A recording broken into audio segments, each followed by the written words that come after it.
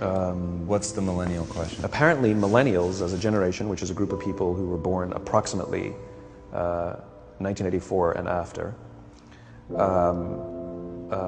are tough to manage. And they're accused of being entitled and narcissistic, self-interested, unfocused, lazy. But entitled is the big one. And because they confound leadership so much, what's happening is leaders are asking the millennials, what do you want? And millennials are saying, we want to work in a place with purpose, love that. We want to make an impact, you know, whatever that means. We want free food and beanbags. And so somebody articulates some sort of purpose, there's lots of free food and there's beanbags, and yet for some reason they're still not happy.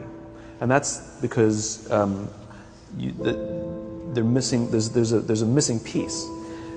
What I've learned is that I can break it down into 4 pieces, right? There are four things, 4 characteristics. One is parenting, the other one is technology, the third is impatience, and the fourth is environment. The generation that we call the millennials, too many of them grew up subject to, not my words, failed parenting strategies, you know? Where, for example, they were told that they were special all the time. They were told that they could have anything they want in life, just because they want it, right? They were told, some of them got into honors classes, not because they deserved it, but because their parents complained. And some of them got A's, not because they earned them, but because the teachers didn't want to deal with the parents. Some kids got participation medals. You got a medal for coming in last, right? Which the science we know is pretty clear, which is it devalues the medal and the reward for those who actually work hard, and it actually makes the person who comes in last feel embarrassed because they know they didn't deserve it, so it actually makes them feel worse, right? So you take this group of people, and they graduate school, and they get a job, and they're thrust into the real world, and in an instant, they find out they're not special, their moms can't get them a promotion, that you get nothing for coming in last, and by the way, you can't just have it because you want it, right? And in an instant, their entire self-image is shattered. And so you have an entire generation that's growing up with lower self-esteem than previous generations. The other problem, to compound it, is we're growing up in a Facebook, Instagram world. In other words, we're good at putting filters on things. We're good at showing people that life is amazing even though I'm depressed, right? And so everybody sounds tough, and everybody sounds like they got it all figured out. And the reality is there's very little toughness, and most people don't have it figured out. And so when the more senior people say, well, what should we do? They sound like, this is what you got to do. And they have no clue. Right? So you have an entire generation growing up with lower self-esteem than previous generations, right? Through no fault of their own. Through no fault of their own, right? They were dealt a bad hand, right? Now let's add in technology. We know that engagement with social media and our cell phones releases a chemical called dopamine. That's why when you get a text, it feels good. Right? So, you know, we've all had it where you're feeling a little bit down or feeling a bit lonely, and so you send out 10 texts to 10 friends, you know, hi, hi, hi, hi, hi. Because it feels good when you get a response, right? Right? It's why we count the likes, it's why we go back 10 times to see if my Instagram is growing slower, did I do something wrong? Do they not like me anymore, right? The trauma for young kids to be unfriended, right?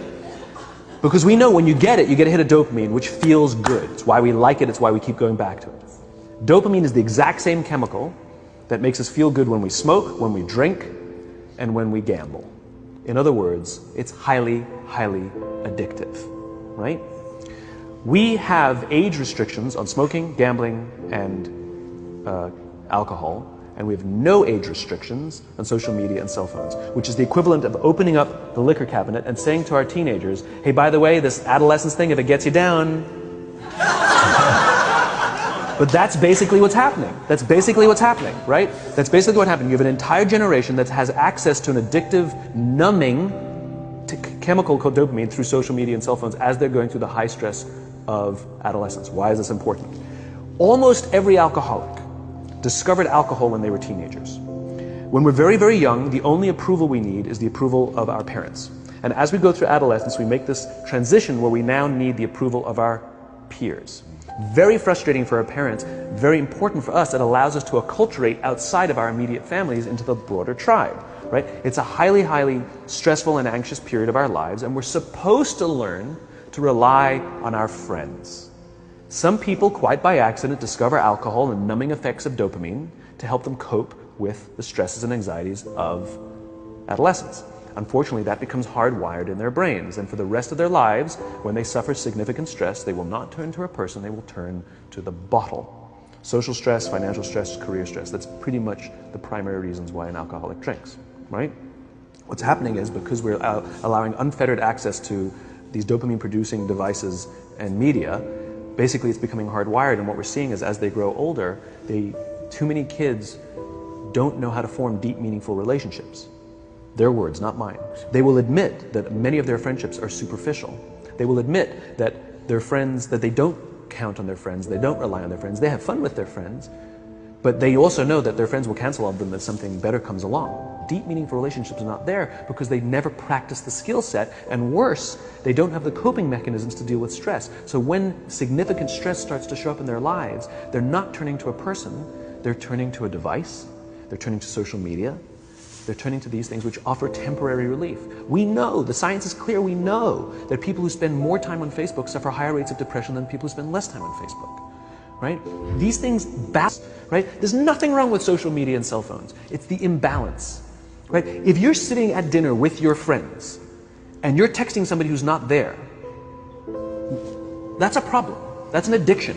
If you're sitting in a meeting with people you're supposed to be listening to and speaking, and you put your phone on the table, face up or face down, I don't care, that sends a subconscious message to the room that you're just not that important to me right now, right?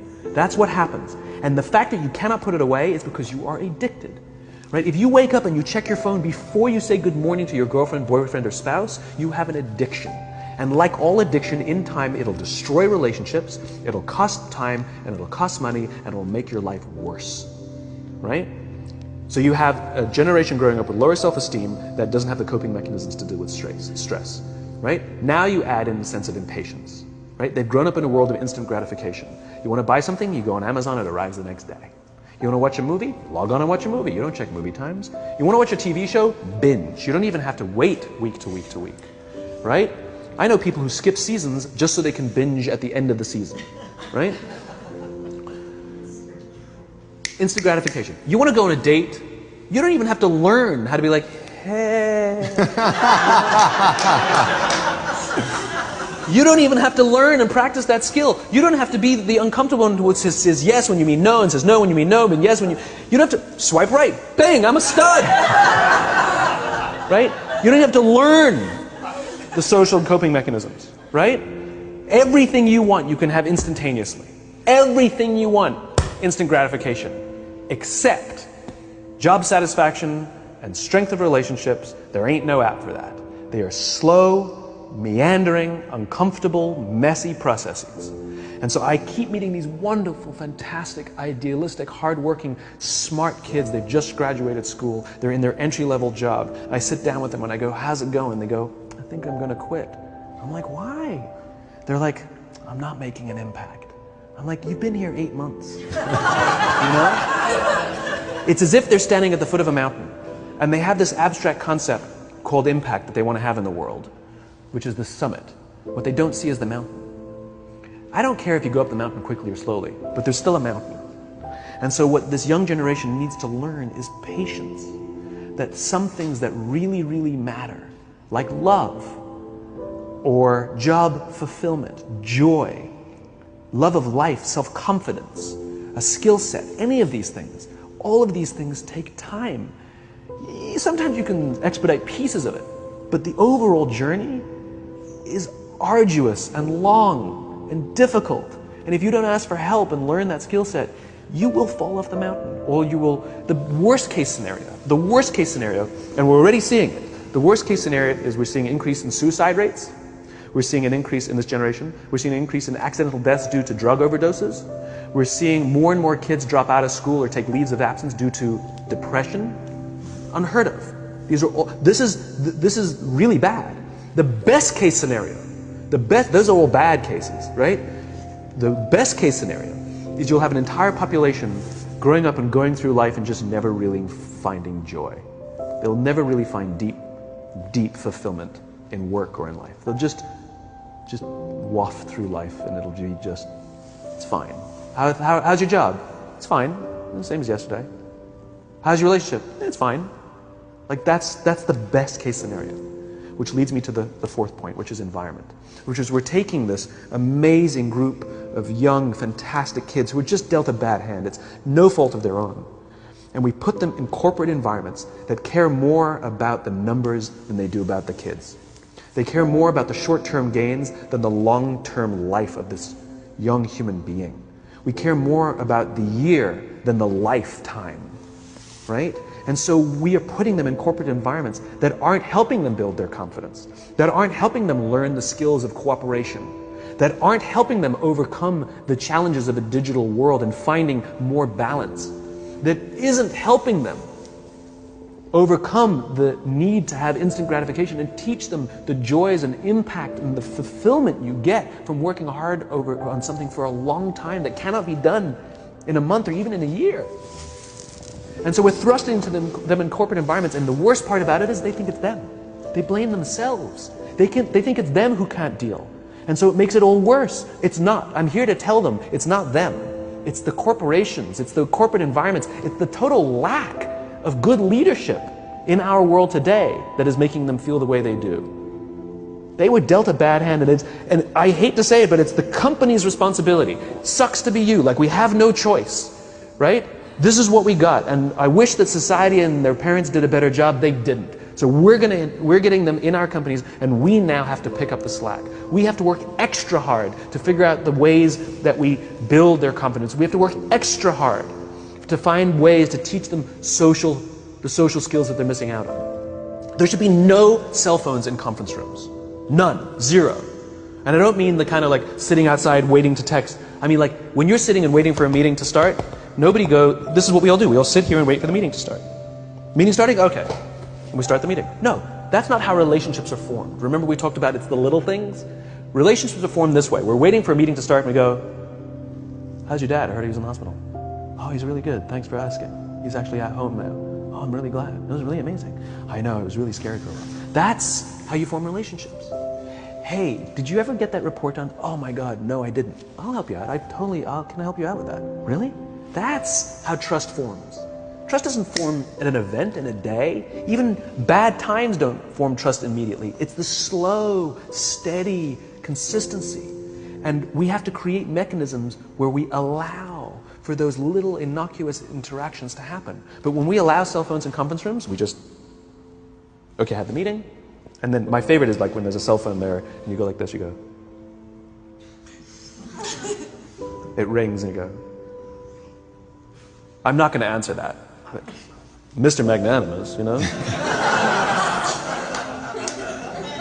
When you're out for dinner with your friends, like I do this with my friends. When we're going out for dinner and we're leaving together, we'll leave our cell phones at home.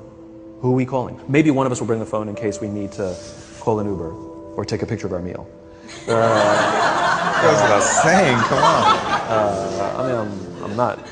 I'm an idealist, but I'm not insane. You know? Not a heathen. I mean, it looked really good. We'll take one phone. And so it's like an alcoholic. The reason you take the alcohol out of the house is because we cannot trust our willpower. We're just not strong enough. But when you remove the temptation, it actually makes it a lot easier. And so when you just say, don't check your phone, people literally will go like this. And somebody will go to the bathroom, and what's the first thing we do? Because I wouldn't want to look around the restaurant for a minute and a half, you know? But if you don't have the phone, you just kind of enjoy the world. And that's where ideas happen. The constant engagement is not where you have innovation and ideas. Ideas happen when our minds wander and we go, and you see something, I bet they could do that. That's called innovation. Right? But we're taking away all those little moments, right? You should not, and none of us should charge our phones by our beds. We should be charging our phones in the living rooms, right? Remove the temptation. You wake up in the middle of the night because you can't sleep, you won't check your phone, which makes it worse. But if it's in the living room, it's relaxed, it's fine. But it's my alarm clock. Buy an alarm clock. They cost $8, right? I'll buy you an alarm. Right? But the point is we now, in industry, whether we like it or not, we don't get a choice. We now have a responsibility to make up the shortfall and to help this amazing, idealistic, fantastic generation build their confidence, learn patience, learn the social skills, find a better balance between life and technology. Because, quite frankly, it's the right thing to do.